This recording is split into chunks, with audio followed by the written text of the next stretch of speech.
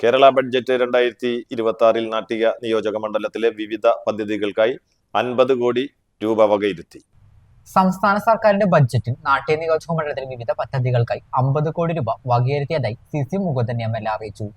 Anthikad community health centre രണ്ടാം ഘട്ട നിർമ്മാണത്തിനായി 5 കോടി രൂപയും തളിക്കുളം ബ്ലോക്ക് വ്യവസായ സമുച്ചയ കെട്ടിടം രണ്ടാം ഘട്ട നിർമ്മാണത്തിനായി 5 കോടി രൂപയും കോതകുളം ബീച്ച് റോഡ് BMNBC ചെയ്ത് അഭിവൃദ്ധിപ്പെടുത്താൻ 2 കോടി രൂപ, ആലപ്പാട് പുള്ളു റോഡ് BMNBC പ്രവർത്തി നടത്താൻ 2.50 കോടി രൂപ, കണ്ണശങ്കടവ് തൃപ്പയാർ റോഡ് BMNBC ചെയ്ത് അഭിവൃദ്ധിപ്പെടുത്തൽ 2.50 കോടി രൂപ,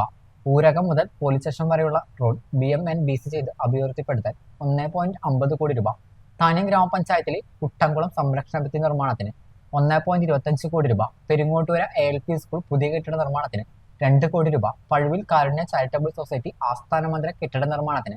50 ലക്ഷം രൂപ എന്നീ പ്രവർത്തികൾ മുൻഗണനാ അടിസ്ഥാനത്തിൽ 20% ടോക്കൺ പ്രൊവിഷനിലും,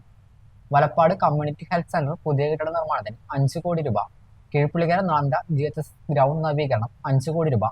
ജയന്തി ബഡ് ആലപ്പാട് ഫെറി റോഡ് BMNBC പ്രവർത്തി 3 കോടി രൂപ, Nattika fire station rest room നിർമ്മാണം 1.50 കോടി രൂപ, നാട്യ നിയോജക മണ്ഡലത്തിലെ വിവിധ ഗ്രാമപഞ്ചായത്തുകളിൽ ബസ് കാത്തിരിപ്പ് കേന്ദ്രങ്ങളുടെ നിർമ്മാണത്തിന് 1 കോടി രൂപ, പാലപ്പെട്ടി ബീച്ച് റോഡ് BMNBC 1.80 കോടി രൂപ, നെല്ല് സംഭരണ കേന്ദ്രം അന്തിക്കാട് ബ്ലോക്ക് പഞ്ചായത്ത് പരിധിയിൽ 5 കോടി രൂപ, GLPS പുത്തൻപീടിക രണ്ടാം ഘട്ട കെട്ടിട നിർമ്മാണത്തിന് 1 കോടി രൂപ, അന്തിക്കാട് ഗ്രാമപഞ്ചായത്ത് പൊതുകളിയിടം ടർഫ് നിർമ്മാണത്തിന് 25 ലക്ഷം രൂപ, 9 ഗ്രാമപഞ്ചായത്തുകളിൽ അംഗൻവാടികളുടെ നിർമ്മാണത്തിനായി 1 കോടി രൂപ,